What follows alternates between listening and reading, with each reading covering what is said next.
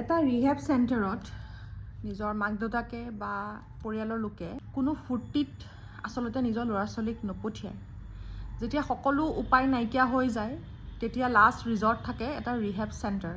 কাৰণ বিশেষকৈ হাৰ্ড ড্ৰাগছৰ ক্ষেত্ৰত মই কৈছোঁ, হাৰ্ড ড্ৰাগছ আপোনাৰ এনেকুৱা এটা বস্তু যোনটো আপোনাৰ এবাৰ ব্লাড ষ্ট্ৰীমত যোৱাৰ পিছত তাক আঁতৰাবৰ কাৰণে ইমান সহজ নহয়। তাক আঁতৰাবৰ কাৰণে আপোনালোকে ছাপ্লাই বন্ধ কৰিও লাভ নাই। কাৰণ যদি ছাপ্লাই বন্ধ কৰিবলগীয়া হয় দে উইল ফাইণ্ড ছাম ৱে, মানে কিবা নহয় কিবা এটা ৱেটো তেওঁলোকে উলিয়াই ল'ব। তেওঁলোকক যদি আপোনালোকে পইচা দিয়া বন্ধ কৰে তাহাঁতি ঘৰৰ মানুহ মাৰি দিব বা পইচা নাথাকিলে ঘৰ সম্পত্তিলৈকে বিক্ৰী হৈ যাব। এনেকুৱা ধৰণৰ আমি নিউজ দেখা পাই থাকোঁ। আৰু সেইবোৰ নহ'বৰ কাৰণে মাক দেউতাকে নিজৰ ল'ৰা ছোৱালীক ৰিহেব চেণ্টাৰত পঠিয়ায়, যাতে সেইখিনি ফেচিলিটি পায় এটা ল'ৰা ছোৱালীয়ে, যাতে সেই এডিকশ্যনটোৰ পৰা ওলাই আহিব পাৰে বা মানে আগন্তুক জীৱনটো তেওঁলোকৰ ভাল হয়। এতিয়া যোনখিনি বহুত ভাল প্ৰিভিলেজ ঘৰৰ মানুহ হয় তেওঁলোকে বহুত ভাল ৰিহেব চেণ্টাৰত পঠায়, অসমত নপঠিয়ায়, অসমৰ বাহিৰত পঠিয়ায়, যোনটো 5 ক্লাছ ফেচিলিটিত পায়। কিন্তু অসমত মেক্সিমাম মিডল ক্লাছ আৰু লোৱাৰ মিডল ক্লাছ মানুহ আছে।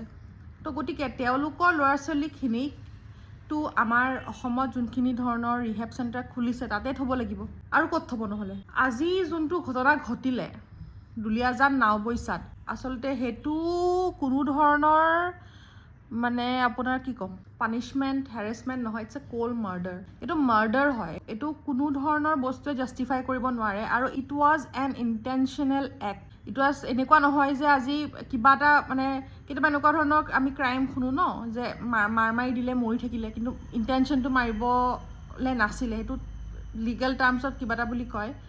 বাট ইয়াতে আপোনাৰ সেই ল'ৰাটোক 18 বছৰীয়া এটা ল'ৰা, আপুনি ভাবক চবৰে ঘৰতে ল'ৰা ছোৱালী আছে, 18 বছৰীয়া এটা ল'ৰা, ধৰক হাই ছেকেণ্ডেৰী পাছ ল'ৰাটোক 10টাৰ পৰা 2টালৈকে মাৰিছে। সি কমপ্লেইন কৰিছিলে বা সি এইটো কৈছিলে যে সি উঠিব মানে সি খোজকাঢ়িব পৰা নাই, সি কিবা বিশেষ কাৰণত উঠিব পৰা নাই। তাক মাৰিছে, মাৰি তাক গা ধুৱাইছে, আকৌ মাৰিছে, মানে তিতা গাত মানে তাক মাৰিছে। তাক খোজকাঢ়িব কৈছে, সি যেতিয়া খোজকাঢ়িব নোৱাৰোঁ বুলি কৈছে তাক আৰু মাৰিছে। মানে মোৰ ভাবিলেই মোৰ গা কঁপনি উঠি গৈছে যে আপুনি এটা মানুহক কেনেকুৱা লেভেলত টৰ্চাৰ কৰিব পাৰে।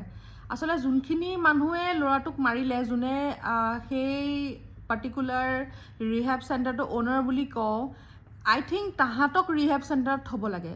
এণ্ড মোৰ ডাউট হৈছে যে তেওঁলোকে ড্ৰাগছ লয় বা তেওঁলোকে এনেকুৱা ধৰণৰ কিবা মানে ছাবষ্টেঞ্চ লয় যাৰ কাৰণে তেওঁলোকৰ মানসিক যোনটো মানে কি হয় এইটো বেলেঞ্চটো তেওঁলোকৰ নাই। কাৰণ নৰ্মেল মানুহ এটাই আপোনাৰ এটা ল'ৰাক তেনেকৈ কেতিয়াও মাৰিব নোৱাৰে। আপুনি এটা মানুহক আপুনি হাজাৰ বেয়া হ'লেও আপুনি মাৰিব নোৱাৰে। এনেকুৱা ধৰণৰ আপুনি ক্ৰাইম দেখিছে য'ত মানে মাৰি দিয়া, মানে ল'ৰাটো মানে কিবা এটা কাৰণত মানে মাৰি দিলে মৰি থাকিলে, কিন্তু ইয়াতে আপোনাৰ মাৰি আছে মানে কিবা এটা মানে ছেডিষ্টিক প্লেজাৰ লৈ আছে। তো এইটো এটা কোল্ড মাৰ্ডাৰ হয়, মানে ইণ্টেনশ্যনটো এনেকুৱা আছিলে যে তাক মানে মাৰিবই।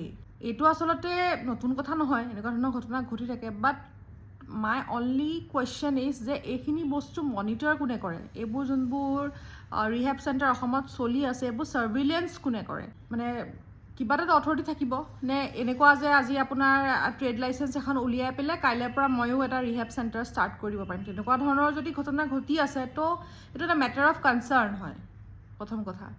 কাৰণ এতিয়াও বহুত ৰিহেব চেণ্টাৰত বহুত ল'ৰা ছোৱালী আছে। এতিয়া এনেকুৱা এটা ঘটনা ঘটিছে যে সেই ল'ৰা ছোৱালীখিনিক মাক দেউতাকে ঘৰতো আনি ৰাখিব নোৱাৰে, কাৰণ ঘৰত অনাৰ লগেতো তেওঁলোক দে আৰ এডিক্টেড, আৰু তেওঁলোকে ৰিহেব চেণ্টাৰতো থ'ব নোৱাৰে। কি কৰিব মানে এতিয়া মানুহবোৰে? সেইটো এটা বিৰাট ডাঙৰ মানে এতিয়া টেনশ্যন। কাৰণ আজি যোনটো ল'ৰা ঢুকাইছে মোক খুব বেয়া লাগিছে। দেউতাকজনে কৈছে যে তেওঁ 2 মাহৰ পইচা দিয়া আছিলে আৰু এমাহৰ পইচাটো তেওঁ 15 তাৰিখে দিয়া কথা আছিলে, কিন্তু কিবা কাৰণত তেওঁ অকণমান ডিলে হৈ গ'ল, দিব নোৱাৰিলে।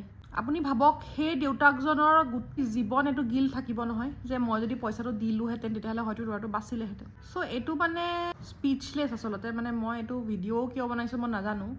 মে বি এইখিনি বস্তু মনত থোৱাতকৈ কাৰোবাক কৈ দিয়াটো বেটাৰ নিচিনা হৈছে। But again I will question the administration, I will question the licensing authority. কোনে এনেকুৱা ননচেন্স ব্ৰেইনলেছ মানুহক এনেকুৱা এটা ৰিহেব চেণ্টাৰ চলাবলৈ পাৰ্মিশ্যন দিলে যোনে নিজে মেণ্টেলি ফিট নহয়? আজি এই ল'ৰাটো মৰি গ'ল, মানে মই এইটো এজিউম কৰিছোঁ যে তাত থকা ল'ৰা ছোৱালীখিনিৰ ওপৰত এইটো অত্যাচাৰ হৈ থাকে। গতিকে এতিয়া মানে আমাৰ ওচৰত সলিউশ্যন নাই, না আমি ড্ৰাগছ বন্ধ কৰিব পাৰিম, না আমি ল'ৰা ছোৱালীক ৰিহেব চেণ্টাৰ পঠাব পাৰিম। চ' দিছ ইজ ছাচ এ মানে cold murder which is not less than যোনটো অভিনীলৰ লগত ঘটিছিলে। এতিয়া অভিনীলৰ কেছটো যদি মই আনো, সেইটো আছে মব লিঞ্চিং আছিলে। ইয়াতে এইটো মব লিঞ্চিং নহয়, এটা ৰুমক এটা ল'ৰাক ভৰাই তাক মাৰি আছে, পানী ঢালি আছে, মাৰি আছে, এণ্ড লাউড মিউজিক লগাই আছে। চ' দে আৰ মাৰ্ডাৰাৰ্ছ, তেওঁলোকৰ ফাঁচি হ'ব লাগে। তেওঁলোকৰ ফাঁচি বাহিৰে আৰু বেলেগ কোনো কেছ, কোনো মানে হেৰিয়ে নালাগে। আমিতো নাজানো ইমান লিগেল টাৰ্মছ, বাট আদাৰৱাইজ তেওঁলোকৰ দে শ্বুড বি হেংড। এতিয়া কোনো ধৰণৰ কুৱেশ্যনছ এইবোৰ কৰি থাকি লাভ নাই। যোনটোৱে মাৰিছে নহ'লে তাক এনকাউণ্টাৰ কৰি দে ভাই, নহ'লে ইউ হেং হিম।